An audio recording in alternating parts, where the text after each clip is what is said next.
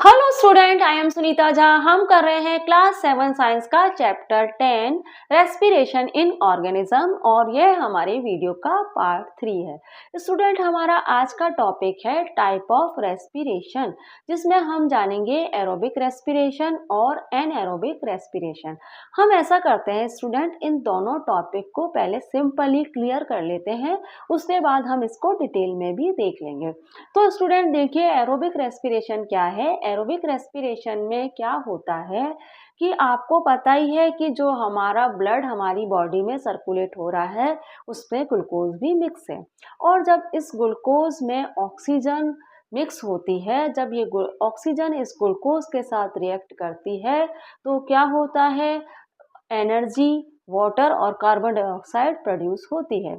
और हम carbon dioxide तो हम क्या करते हैं, जिस नोज के रास्ते से हमने ऑक्सीजन ली है उसी नोज के रास्ते से हम कार्बन डाइऑक्साइड को निकाल लेते हैं, और वाटर को हम हमारे माउथ से मॉइस्चर के रूप में निकाल लेते हैं, और एनर्जी को हम यूज कर लेते हैं हमारे वेरियस टास्क करने के लिए।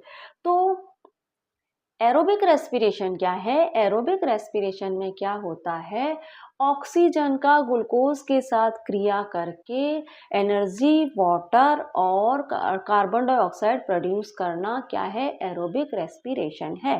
अब स्टूडेंट आप कहोगे कि मैम आपने जब हमें रेस्पिरेशन पढ़ाया था तब आपने रेस्पिरेशन के जो प्रोसेस थे उसमें आपने रेस्पिरेशन भी कुछ इसी तरह से समझाया था। तो स्टूडेंट, रेस्पिरेशन की जो डेफिनेशन बनाई गई है वह उन लिविंग बीइंग को ध्यान में रखते हुए बनाई गई है जो ऑक्सीजन इनटेक करते हैं और कार्बन डाइऑक्साइड आउट करते हैं। तो रेस्पिरेशन की डेफिनेशन और एरोबिक रेस्पिरेशन आपको एक सा लगेगा, क्योंकि रेस्पिरेशन की डेफिनेशन बनाई गई है उन लिविंग बीइंग को ध्यान में रखते हुए जो ऑक्सीजन इनटेक करते हैं और कार्बन डाइऑक्साइड आउट करते हैं। तो यहाँ पे आप एरोबिक रेस्पिरेशन में वही सारी क्रिया बताई गई हैं जो कि आपने रेस्पिरेशन में पढ़ी है। तो एरोबिक रेस्पिरेशन को आप सिंपली समझिए कि एरोबिक रेस्पिरेशन में जो हमारे ब्लड के अंदर ग्लूकोज है वो ऑक्सीजन के साथ रिएक्ट करता है और कार्बन डाइऑक्साइड, वाटर और एनर्जी रिलीज होती है। लेकिन एनएरोबिक रेस्पिरेशन में क्या होता है, ग्लूकोज जो होता है वो ब्रेक डाउन तो होता है लेकिन without oxygen. Glucose break down तो हो रहा है लेकिन विदाउट ऑक्सीजन ब्रेक डाउन हो रहा है एनएरोबिक रेस्पिरेशन में। अब ग्लूकोज के ब्रेकडाउन होने पे क्या होता है, एनारोबिक रेस्पिरेशन में क्या होगा भाई, आपका बनेगा इथेल एल्कोहल बनेगा और बनेगी कार्बन डाइऑक्साइड और एनर्जी। तो ग्लूकोज के ब्रेकडाउन होने पर बिना ऑक्सीजन के एनारोबिक रेस्पिरेशन में इथेल एल्कोहल बनेगा, कार्बन डाइऑक्साइड बनेगी और एनर्जी भी बनेगी। तो एनारोबिक रेस्पिरेशन वह है जहाँ पे ऑक्सीजन का यूज नहीं हो रहा है ग्लूकोज के ब्रेकडाउन करने के लिए, और एरोबिक रेस्पिरेशन क्या है, ग्लूकोज को ब्रेकडाउन करने के लिए ऑक्सीजन का यूज हो रहा है। तो सिंपली हमने एरोबिक और एनारोबिक रेस्पिरेशन समझ लिया है। अब हम इसको डिटेल में भी देख लेते हैं। तो देखिए, यहाँ पे हमारा टॉपिक है टाइप ऑफ रेस्पिरेशन। रेस्पिरेशन के टाइप देख लीजिए। Respiration is of two type. Respiration के दो टाइप हैं, एक है एरोबिक रेस्पिरेशन और दूसरा है एनएरोबिक रेस्पिरेशन। पहले हम एरोबिक रेस्पिरेशन को समझ लेते हैं। In this process the food molecules are combined with oxygen and get oxide inside cell. इस प्रोसेस में क्या होता है, फूड मॉलिक्यूल जो होता है वो ऑक्सीजन के साथ कंबाइन करते हैं। फूड मॉलिक्यूल्स का मतलब क्या है, ग्लूकोज, क्योंकि ग्लूकोज फूड की तो एक फॉर्म है। तो ये जो ग्लूकोज है ये ऑक्सीजन के साथ जब कंबाइन होता है तो क्या होता है, ऑक्सीडाइजेशन होता है हमारी सेल के अंदर। ऑक्सीडाइजेशन का मतलब क्या है कि ग्लूकोज का बर्न होना एज अ फ्यूल, ग्लूकोज का बर्न होना एज अ फ्यूल और एनर्जी का प्रोड्यूस होना। ऑक्सीडाइजेशन क्या है, ग्लूकोज का बर्न होना एज अ फूड और एनर्जी का प्रोड्यूस होना। तो हमारी सेल के अंदर जब ग्लूकोज बर्न होता है ऑक्सीजन से कंबाइन होने पर तो क्या होता है, ऑक्सीडाइजेशन होता है और एनर्जी प्रोड्यूस होती है। This food molecules are then broken down into carbon dioxide and water and then energy is released। अब यहाँ पे कहा जा रहा है ये जो फूड मॉलिक्यूल्स हैं वो ब्रोक हो जाते हैं और ब्रोक होके क्या होता है, कार्बन डाइऑक्साइड, वाटर और एनर्जी रिलीज होती है। यही मैंने आपको बताया था रेस्पिरेशन पढ़ाते समय भी, इसलिए आपको एरोबिक रेस्पिरेशन ऐसा ही लगेगा जैसे मैम दोबारा से रेस्पिरेशन पढ़ा रही हैं। मैंने आपको बताया इसलिए क्योंकि रेस्पिरेशन की डेफिनेशन बनाई गई है उन और लिविंग ऑर्गेनिज्म को ध्यान में रखते हुए जो ऑक्सीजन इनटेक करते हैं और कार्बन डाइऑक्साइड आउट करते हैं, और एरोबिक रेस्पिरेशन भी होता है ऑक्सीजन का यूज करके। इसलिए आपको रेस्पिरेशन की डेफिनेशन और एरोबिक रेस्पिरेशन की डेफिनेशन एक सी लगेगी। आई होप आपको समझ में आ गया होगा। तो एरोबिक रेस्पिरेशन में क्या होता है, ऑक्सीजन का ग्लूकोज के साथ कंबाइन होती है जब ऑक्सीजन, तो क्या होता है, फूड के मॉलिक्यूल्स ब्रोक डाउन होते हैं और कार्बन डाइऑक्साइड, वाटर और एनर्जी रिलीज होती है। ठीक है, आपसे कोई पूछे ऑक्सीडाइजेशन क्या है तो आप क्या कहेंगे, फूड मॉलिक्यूल्स का ऑक्सीजन के कांटेक्ट में आने पर बर्न होना एज अ फ्यूल वह कहलाता है, और एनर्जी का रिलीज होना वह कहलाता है ऑक्सीडाइजेशन। ठीक है, अब देखिए, अब आपको यहाँ पे लिखा है aerobic respiration can be summed up by the following equation. Aerobic respiration को हम समड अप कर सकते हैं इस इक्वेशन में। ग्लूकोज और ऑक्सीजन जब मिक्स हुए तो क्या हुए, प्रोटीन के एंजाइम बने। ग्लूकोज जब ऑक्सीजन मिक्स हुए तो प्रोटीन के एंजाइम बने। प्रोटीन के एंजाइम क्या करते हैं, ग्लूकोज और ऑक्सीजन का केमिकल रिएक्शन करने में हेल्प करते हैं। तो ग्लूकोज और ऑक्सीजन जब मिक्स हुए तो प्रोटीन के एंजाइम बने। ये प्रोटीन के एंजाइम हेल्प करेंगे ग्लूकोज और ऑक्सीजन के केमिकल रिएक्शन में, और जब केमिकल रिएक्शन होगा तो कार्बन डाइऑक्साइड, वाटर और एनर्जी रिलीज होगी। तो कार्बन डाइऑक्साइड का तो हम क्या करेंगे, नोज के रास्ते से आउट कर देंगे। जैसे हमने नोज के रास्ते से ऑक्सीजन ली है, ऑक्सीजन हमारे लंग्स में गई, लंग्स से हमारे ब्लड वेसल्स में गई जिनमें क्या है, ब्लड है और ग्लूकोज मिक्स है उस ब्लड के साथ। ठीक है, और तो क्या होगा, कार्बन डाइऑक्साइड तो हम उसी रास्ते से क्या करेंगे, ब्लड वेसल से लंग्स में जाएगी और लंग्स से जाएगी हमारे ट्रैकिया में, और ट्रैकिया से नोज के रास्ते बाहर निकल जाएगी। वाटर को हम माउथ से मॉइस्चर के रूप में निकाल देंगे और एनर्जी का हम यूज कर लेंगे वेरियस टास्क कंप्लीट करने में। ठीक है, तो एरोबिक रेस्पिरेशन आपको समझ में आ गया है। अब देखो यहाँ पे कुछ एक्स्ट्रा इंफॉर्मेशन दी है, वह भी हम देख लेते हैं। Although the energy thus produce is use for variety of process, some of it always appear as heat. यहाँ पे कहा जा रहा है कि जो एनर्जी प्रोड्यूस होती है उसका यूज हम वेरियस टास्क करने में करते हैं। वह बहुत ही वेराइटी प्रोसेस, बहुत ही तरह के प्रोसेस, बहुत ही वेराइटी के प्रोसेस कंप्लीट करने के लिए करते हैं। लेकिन इस हीट का जो अपीयर होती है इसका यूज वार्म ब्लड एनिमल किस तरह से करते हैं, ये जो हीट अपीयर होती है इसका वार्म ब्लड एनिमल किस तरह से, जो कि बर्ड्स हैं और मैमल्स हैं। मैमल्स में जैसे ह्यूमन वगैरह है तो वो मैमल्स कहलाते हैं। स्तनधारी जानवर जो होते हैं वो कहलाते हैं मैमल्स। तो जो बर्ड्स हैं और जो मैमल्स हैं वो क्या है, वार्म ब्लड एनिमल है। तो वो क्या करते हैं, some of the heat release is retain to maintain their body temperature. वो क्या करते हैं, इस हीट को रिलीज कर देते हैं, क्योंकि ये वार्म ब्लड एनिमल है तो इस हीट को रिलीज कर देते हैं अपने बॉडी के टेम्परेचर को मेंटेन रखने के लिए। तो ये, और जो है in cold blood animal, reptile and fish, जो कोल्ड ब्लड एनिमल है, द हीट में build up for a time and allow the animal to move about faster. और जो कोल्ड ब्लड एनिमल है इनमें जब ये हीट प्रोड्यूस होती है तो ये हीट इनकी हेल्प करती है तेजी से मूव करने में, स्पीडली मूव करने में। तो आपको समझ में आ गया कि जो वार्म ब्लड एनिमल है जैसे कि बर्ड और मैमल्स, तो ये क्या करते हैं, इस हीट को रिलीज कर देते हैं और ताकि उनका बॉडी का टेम्परेचर मेंटेन रहे। और जो कोल्ड ब्लड एनिमल है जैसे कि रेप्टाइल और फिश है, ये क्या करते हैं, इस हीट को यूज कर लेते हैं स्पीडली मूव करने के लिए। In plants the heat is lost the surrounding as fast as it is produced. ठीक है, तो यहाँ कह रहा है कि जो प्लांट होते हैं वो क्या करते हैं, इस हीट का, तो जो प्लांट होते हैं वो हीट को अपने सराउंडिंग लॉस्ट कर देते हैं, अपने सराउंडिंग लॉस्ट कर देते हैं उसी स्पीड से as fast as it is produce. जिस स्पीड से ये हीट प्रोड्यूस होती है उसी स्पीड से प्लांट इस हीट को अपने सराउंडिंग लॉस्ट कर देते हैं। तो ये एक्स्ट्रा इंफॉर्मेशन भी मैंने आपको दे दी है। आई होप एरोबिक रेस्पिरेशन आपको समझ में आ गया होगा। अब हम क्या करते हैं, हमारी अगली स्लाइड की ओर बढ़ते हैं, वहाँ हम करेंगे anaerobic respiration. Human, plant, animal, insect ये सब करते हैं एरोबिक रेस्पिरेशन। मैंने आपको क्या बताया, ह्यूमन, प्लांट, एनिमल, इंसेक्ट ये सब एरोबिक रेस्पिरेशन करते हैं। लेकिन कुछ बैक्टीरिया हैं, कुछ फंगी हैं, कुछ जर्मिनेटेड शीट जो होते हैं और कुछ एनिमल के टिश्यूज़ में भी एनएरोबिक रेस्पिरेशन होता है। तो स्टूडेंट, अगर आपके एग्ज़ाम में आ जाए व्हाट इज़ रेस्पिरेशन, तो आप एरोबिक रेस्पिरेशन लिख सकते हैं वहाँ पे, क्योंकि मोस्टली लिविंग बीइंग करते हैं एरोबिक रेस्पिरेशन। एरोबिक रेस्पिरेशन लिख सकते हैं, उसकी इक्वेशन लिख देंगे तो वही है हमारी रेस्पिरेशन की भी डेफिनेशन। ठीक है, कोई गलत वहाँ पे नहीं करेगा।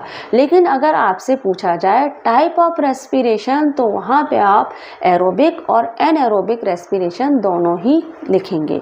ठीक है स्टूडेंट, अब हम एनएरोबिक रेस्पिरेशन को डिटेल में देख लेते हैं। स्टूडेंट, एनएरोबिक रेस्पिरेशन वह जीव करते हैं जिनको जीवित रहने के लिए ऑक्सीजन की ज़रूरत नहीं है, जिनको रेस्पिरेशन करने के लिए ऑक्सीजन की ज़रूरत नहीं है। ठीक है, कौन कौन से जीव होते हैं, कुछ बैक्टीरिया होते हैं, कुछ फंगी होती हैं, जर्मिनेटेड सीड हैं, और क्या है, और हमारे कुछ एनिमल के टिश्यूज़ में भी एनएरोबिक रेस्पिरेशन होता है।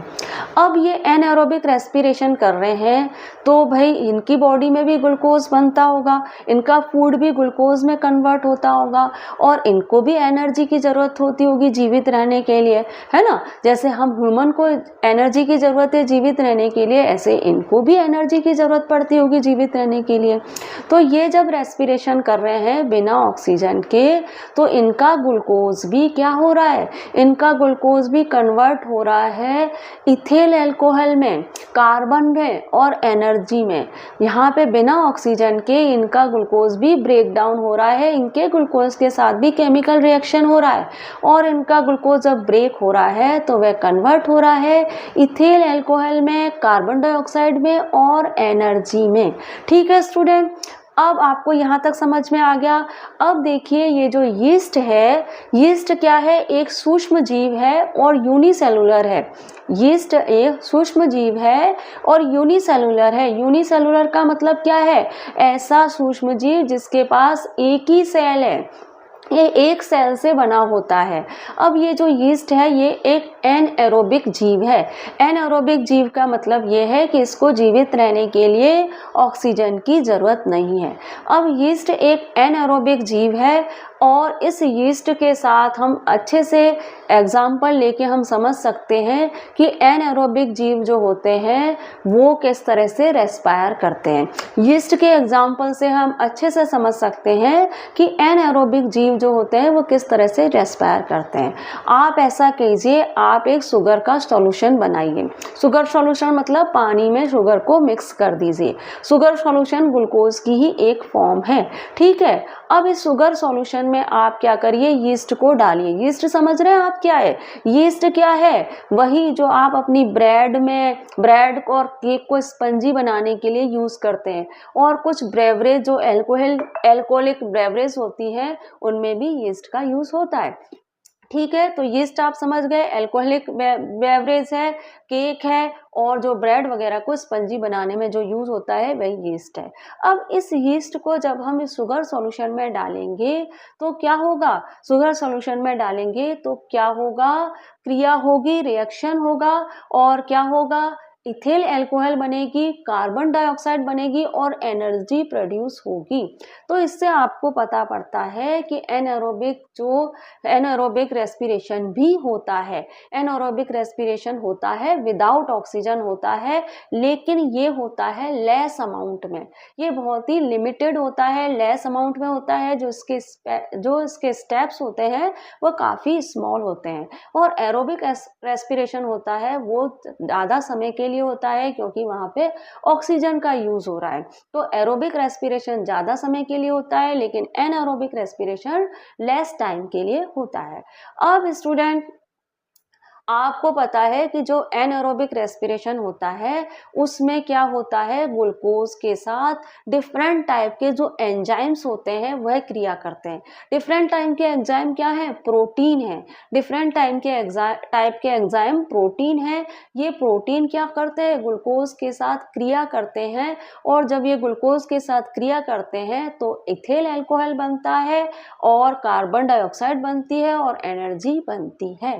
ठीक है स्टूडेंट, अब मैंने जब आपको एरोबिक रेस्पिरेशन बताया था तब भी मैंने बताया था कि ग्लूकोज और ऑक्सीजन के साथ एंजाइम्स क्रिया करते हैं, रिएक्शन करते हैं। एंजाइम्स क्या है, प्रोटीन है, और जब ये प्रोटीन क्या करते हैं, रिएक्शन करते हैं ग्लूकोज और ऑक्सीजन के साथ, तब एरोबिक रेस्पिरेशन में क्या होता है, एरोबिक रेस्पिरेशन में क्या होता है, हमारे बनता है कार्बन डाइऑक्साइड, वाटर और एनर्जी रिलीज होती है। लेकिन एनएरोबिक रेस्पिरेशन में इथेल अल्कोहल और कार्बन डाइऑक्साइड और एनर्जी रिलीज होती है। आई होप आपको समझ में आया होगा। मैं बार बार इसीलिए बोल रही हूँ ताकि आपको सब कुछ अच्छे से क्लियर हो जाए। अब हम एक बार बोर्ड पे पढ़ लेते हैं और भी चीजें क्लियर हो जाएंगी अच्छे से। देख लेते हैं, देखिए anaerobic respiration. The word anaerobic mean in the absence of oxygen. Anaerobic का मतलब है ऑक्सीजन के बिना। In this process energy is released from food by breaking it down chemically, but the reaction do not use oxygen though they often produce carbon dioxide. अब यहाँ कह रहे हैं कि इस प्रोसेस में भी एनर्जी रिलीज होती है और फूड का ब्रेकडाउन होता है, केमिकल प्रोसेस भी होता है, लेकिन इस रिएक्शन में जो कि बिना ऑक्सीजन के हो रहा है, कार्बन डाइऑक्साइड भी बनती है ना। तो यहाँ पे भी एनर्जी भी मिल रही है, कार्बन डाइऑक्साइड भी प्रोड्यूस हो रही है और बिना ऑक्सीजन के ये सारा काम हो रहा है। A common example of anaerobic respiration is the action of yeast on sugar solution.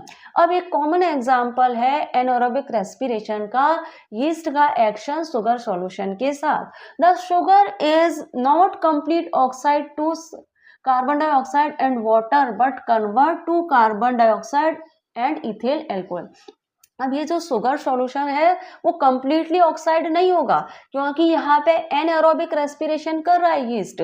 तो क्या होगा कि कंप्लीटली ऑक्साइड नहीं होगा हमारा शुगर सॉल्यूशन। कंप्लीटली ऑक्साइड होने का मतलब क्या है कि पूरी तरह से ये क्या होगा, एनर्जी में कन्वर्ट नहीं होगा हमारा शुगर सॉल्यूशन, पूरी तरह से एनर्जी में कन्वर्ट नहीं होगा जैसे कि हमारे एरोबिक रेस्पिरेशन में होता है। ग्लूकोज जब ऑक्सीजन के साथ क्रिया करता है तो क्या होता है, कंप्लीटली ऑक्सीडाइजेशन हो जाता है। कंप्लीटली ऑक्सीडाइजेशन होने का मतलब है कि पूरी तरह से ग्लूकोज का बर्न हो जाना। कंप्लीटली ऑक्सीडाइजेशन का मतलब है ग्लूकोज का पूरी तरह से बर्न हो जाना और एनर्जी प्रोड्यूस करना। यहाँ पे आपको एनर्जी तो मिलेगी, यीस्ट जब हमारे शुगर सॉल्यूशन में मिक्स होगा तो आपको एनर्जी तो मिलेगी पर लेस अमाउंट में मिलेगी क्योंकि यहाँ पे कंप्लीट ऑक्सीडाइजेशन नहीं हो रहा है। ठीक है ना, आई होप आपको समझ में आया होगा।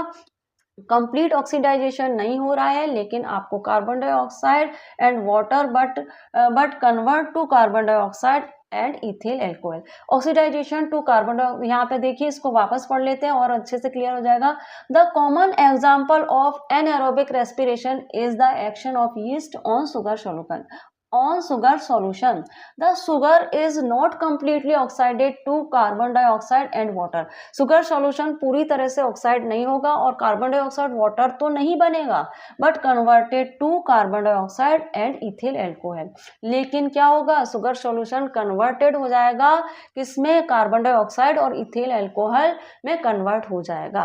तो एनएरोबिक रेस्पिरेशन क्या होता है, क्योंकि यहाँ पे पूरी तरह से ऑक्सीडाइजेशन नहीं होता है, पूरी तरह से क्या होता है, बर्न नहीं होता है, ग्लूकोज पूरी तरह से बर्न नहीं होता है और पूरी तरह से बर्न नहीं होता है एज अ फ्यूल, तो क्या होता है, एनर्जी भी लेस अमाउंट में मिलती है। ऑक्सीडाइजेशन होता तो है, लेकिन वो यहाँ पे कार्बन डाइऑक्साइड और वाटर और एनर्जी नहीं बन रही है। यहाँ पे क्या बन रहा है, यहाँ पे बन रहा है carbon dioxide and ethyl alcohol और एनर्जी भी बन रही है, लेकिन लेस अमाउंट में। ठीक है, the process is called fermentation and is true by the following equation. और इस प्रोसेस को यीस्ट का शुगर सॉल्यूशन में मिलना और फिर क्या होना, उसके बाद कार्बन डाइऑक्साइड बनना, इथिल अल्कोहल बनना और एनर्जी का प्रोड्यूस होना, यह प्रोसेस कहलाता है फर्मेंटेशन। ठीक है, फर्मेंटेशन समझ में आ गया आपको। ग्लूकोज क्या होगा, शुगर सॉल्यूशन में यीस्ट का मिलना और यीस्ट के मिलने के बाद कार्बन डाइऑक्साइड का बनना, इथिल अल्कोहल का बनना और एनर्जी प्रोड्यूस होना, ये प्रोसेस कहलाता है फर्मेंटेशन। अब फॉलोइंग इक्वेशन क्या है, आप एनारोबिक रेस्पिरेशन करने वाले जीवों को समराइज इस तरह से कर सकते हैं। एनारोबिक रेस्पिरेशन करने वाले जो जीव हैं उनको हम इस तरह से समराइज कर सकते हैं। कौन कौन से, जैसे कि बैक्टीरिया, यीस्ट और फंगाई वगैरह है, इनको हम इस तरह से समराइज कर सकते हैं। ग्लूकोज के साथ जब क्रिया हुई, ग्लूकोज जब ब्रेक डाउन हुआ विदाउट ऑक्सीजन, तो क्या हुआ, इथिल अल्कोहल बना, कार्बन डाइऑक्साइड बनी और एनर्जी प्रोड्यूस हुई। ग्लूकोज बिना ऑक्सीजन के जब ब्रेक डाउन हुआ, उसके साथ केमिकल प्रोसेस हुआ, क्या हुआ, कुछ एंजाइम्स थे, कुछ डिफरेंट टाइप के जो प्रोटीन थे, एंजाइम्स जो थे, जो तो उन्होंने क्या करा, इस ग्लूकोज के साथ क्रिया करी। इस ग्लूकोज के साथ क्रिया करी तो इथिल अल्कोहल बना, कार्बन डाइऑक्साइड बने और एनर्जी प्रोड्यूस हुई। ठीक है, अब the process of brewing to make fermentation alcoholic beverage and bread making rely on anaerobic respiration by yeast। अब yeast के द्वारा anaerobic respiration होता है कुछ एल्कोहलिक ब्रेवरेज में, कुछ ब्रूविंग में और कुछ ब्रेड वगैरह बनाने में यीस्ट का यूज करते हैं एनारोबिक रेस्पिरेशन कराने के लिए। एनारोबिक रेस्पिरेशन करता है यीस्ट और बन जाते हैं कुछ तो ब्रेड और क्या है, क्योंकि यीस्ट करता है एनारोबिक रेस्पिरेशन, इसलिए कुछ एल्कोहलिक बेवरेज में और ब्रेड वगैरह में इसका यूज किया जाता है। आई होप आपको समझ में आ गया होगा। The anaerobic respiration take place in small step and need several different enzyme. जो एनारोबिक रेस्पिरेशन होता है उसमें स्मॉल स्टेप होते हैं और इसमें जरूरत पड़ती है कुछ सेवरल डिफरेंट एंजाइम। ग्लूकोज के साथ कुछ सेवरल डिफरेंट एंजाइम जो होते हैं वो क्रिया करते हैं। ये एंजाइम क्या है, प्रोटीन है, तो ये प्रोटीन ग्लूकोज के साथ क्रिया करते हैं और जब ये प्रोटीन ग्लूकोज के साथ क्रिया करते हैं तो इथिल अल्कोहल, कार्बन डाइऑक्साइड और एनर्जी बनती है विदाउट ऑक्सीजन, क्योंकि यहाँ पे क्या हो रहा है, एनारोबिक रेस्पिरेशन हो रहा है। ठीक है, the energy produce by anaerobic respiration is much less than that produce through aerobic respiration. अब यहाँ पे कहा जा रहा है कि यहाँ पे एनर्जी तो प्रोड्यूस होती है बाय एनारोबिक रेस्पिरेशन, पर बहुत लेस होती है अकॉर्डिंग टू एरोबिक रेस्पिरेशन के, जैसा कि मैंने आपको बताया है। Beside yeast, some bacteria, fungi, germinated seed, certain animal tissues। अब ये जो एनारोबिक रेस्पिरेशन होता है यीस्ट में तो होता ही है, इसके अलावा कुछ बैक्टीरिया में, कुछ फंगी में और कुछ जर्मिनेटेड सीड और कुछ एनिमल्स के टिश्यूज में भी एनारोबिक रेस्पिरेशन होता है। अब एनारोबिक रेस्पिरेशन हम ह्यूमन में भी होता है, तो वो कैसे होता है, कब होता है, वह मैं आपको अगली स्लाइड में बताती हूँ। हम ह्यूमन भी एनारोबिक रेस्पिरेशन करते हैं जब हम हैवी एक्सरसाइज करते हैं, वर्कआउट करते हैं या वेट लिफ्टिंग करते हैं, तब हम ह्यूमन भी एनारोबिक रेस्पिरेशन करते हैं। ऐसी कंडीशन में हमें बहुत ज़्यादा एनर्जी की ज़रूरत होती है। एनर्जी की हमें काफ़ी ज़रूरत होती है, लेकिन ऑक्सीजन की सप्लाई उस अमाउंट में नहीं हो रही होती है जिस अमाउंट में हम एनर्जी यूज़ कर रहे होते हैं। तो हम एनारोबिक रेस्पिरेशन करते हैं। एनारोबिक रेस्पिरेशन में हमारे सेल्स के अंदर जो ग्लूकोज होता है वह बिना ऑक्सीजन ही ब्रेक डाउन होने लगता है। ग्लूकोज बिना ऑक्सीजन ब्रेक डाउन हो जाता है और एनर्जी भी प्रोड्यूस होती है, लेकिन यह एनर्जी हमें शॉर्ट पीरियड के लिए ही मिलती है, क्योंकि जब ग्लूकोज बिना ऑक्सीजन ब्रेक डाउन होता है तो वह बनाता है लैक्टिक एसिड, और लैक्टिक एसिड की मात्रा जब हमारी बॉडी में बढ़ जाती है तो क्या होता है, हमें क्रैम्प आने लगते हैं, हमारे पैरों में दर्द होने लगता है और हमें अपनी एक्सरसाइज वर्कआउट को बंद करना पड़ता है। तो एनारोबिक रेस्पिरेशन हम ह्यूमन करते तो हैं पर शॉर्ट टाइम के लिए, क्योंकि आपके हाथ पैर दुखने लगेंगे तो आप अपने आप ही बैठ जाएंगे। अब क्या है कि आपने जब अब एनारोबिक रेस्पिरेशन आपने किया और आपकी बॉडी में जो क्रैम्प आ गए हैं विदाउट ऑक्सीजन, जब ग्लूकोज ने ब्रेक डाउन किया तो आप रिलीफ कैसे पाएँ। आप ऐसी कंडीशन में आप क्या करें कि आप बिल्कुल रेस्ट की पोजीशन में आ जाएं। आपकी बॉडी में अब क्या होगा, ऑक्सीजन की सप्लाई होगी और ये ऑक्सीजन लैक्टिक एसिड को ब्रेक करेगा। लैक्टिक एसिड को ब्रेक करेगा, कार्बन डाइऑक्साइड, वाटर और एनर्जी, कार्बन डाइऑक्साइड प्रोड्यूस होगी और वाटर भी प्रोड्यूस होगा और एनर्जी भी प्रोड्यूस होगी ही। अब क्या होगा, धीरे धीरे आप नॉर्मल कंडीशन में आएंगे, ऑक्सीजन आपकी बॉडी में जाएगी और लैक्टिक एसिड को ब्रेक करेगी और आप धीरे धीरे नॉर्मल कंडीशन में आ जाएंगे। और आपको एक काम और करना है जल्दी रिलीफ पाने के लिए कि आप अपनी बॉडी की मसाज करवाएं, बॉडी मसाज करवाएं और हॉट वाटर से, गुनगुने पानी से आप नहाएं। उससे क्या होगा कि आपका ब्लड सर्कुलेशन बढ़ेगा, क्योंकि क्या होता है कि जब एनारोबिक रेस्पिरेशन हो रहा होता है तब हमारा ब्लड में क्या होता है, ऑक्सीजन तो उस अमाउंट में जा नहीं रही होती है जिस अमाउंट में हम एनर्जी को यूज कर रहे हैं। तो ऑक्सीजन की सप्लाई उस अमाउंट में न पहुंचने के कारण क्या होता है, हमारा ब्लड जो होता है वो थोड़ा गाढ़ा हो जाता है। ब्लड गाढ़ा हो जाता है तो ब्लड का सर्कुलेशन भी उस स्पीड से नहीं हो रहा होता है जिस स्पीड से ऑक्सीजन की सप्लाई होने पे होता है। तो ब्लड के सर्कुलेशन को इम्प्रूव करने के लिए, ब्लड के सर्कुलेशन को बनाने के लिए हम क्या करते हैं, हॉट वाटर से बात करते हैं और मसाज करते हैं, तो इससे हम बहुत जल्दी नॉर्मल कंडीशन में आ जाते हैं। तो एनारोबिक रेस्पिरेशन हम ह्यूमन करते हैं तो हमारी बॉडी में किस तरह के कंडीशन बनती है आपको समझ में आ गया। एक बार हम पढ़ के भी देख लेते हैं। देखिए यहाँ पे लिखा है, our muscles also respire anaerobically but only for short duration. हमारी मसल्स भी एनारोबिकली रेस्पायर करती है लेकिन बहुत ही लिमिटेड टाइम के लिए। During heavy exercise, long hour of jogging, walking और वेट लिफ्टिंग। जब हम हैवी एक्सरसाइज करते हैं, लॉन्ग आवर जॉगिंग करते हैं, वॉकिंग करते हैं और वेट लिफ्टिंग करते हैं, उस कंडीशन में हम एनारोबिक रेस्पिरेशन करते हैं, क्योंकि ऑक्सीजन की सप्लाई उस हिसाब से नहीं हो रही है जितनी हम एनर्जी यूज कर रहे हैं। तो फिर हमारा जो ग्लूकोज है वो क्या करता है, बिना ऑक्सीजन ही ब्रेक डाउन होने लगता है। The supply of oxygen to produce energy is limited. In such case, anaerobic respiration occur of short while to fulfill the demand of energy. अब क्या होता है, सप्लाई की ऑक्सीजन उस हिसाब से नहीं हो रही है जिस हिसाब से हम एनर्जी यूज कर रहे हैं। ऐसी कंडीशन में हम शॉर्ट पीरियड के लिए एनर्जी की डिमांड को पूरा करने के लिए एनारोबिक रेस्पिरेशन करते हैं। अब एनारोबिक रेस्पिरेशन करते हैं तो क्या होता है, एनारोबिक रेस्पिरेशन करते हैं तो ग्लूकोज बिना ऑक्सीजन के ही ब्रेक डाउन होता है और एनर्जी तो मिल जाती है शॉर्ट टाइम के लिए, लेकिन लैक्टिक एसिड प्रोड्यूस होता है और लैक्टिक एसिड प्रोड्यूस होता है तो पैर दुखने लग जाते हैं और हमें एक्सरसाइज बंद करनी पड़ती है। ठीक है। Cramp occur some time after heavy exercise because the partial break down of glucose produce lactic acid. क्योंकि जो ग्लूकोज ब्रेक डाउन हुआ है कुछ समय के लिए बिना ऑक्सीजन के वह लैक्टिक एसिड भी प्रोड्यूस कर रहा है।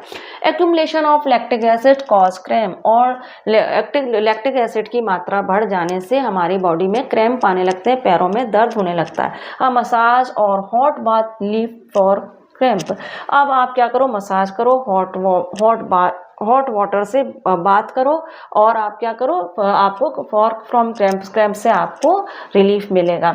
As their improve blood circulation, इससे आपका ब्लड सर्कुलेशन भी बढ़ेगा। Thus increase the supply of oxygen to muscle cell, इससे आपकी मसल सेल्स में ऑक्सीजन की सप्लाई भी बढ़ेगी। This increase oxygen supply result in the break down of lactic acid and carbon dioxide and water.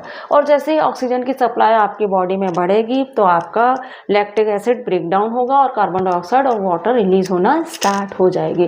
तो इस तरह से स्टूडेंट हमने हमारा ये जो हम एरोबिक और एनारोबिक रेस्पिरेशन कर लिया है। ह्यूमन में किस तरह से एनारोबिक रेस्पिरेशन होता है यह भी हमने कर लिया है।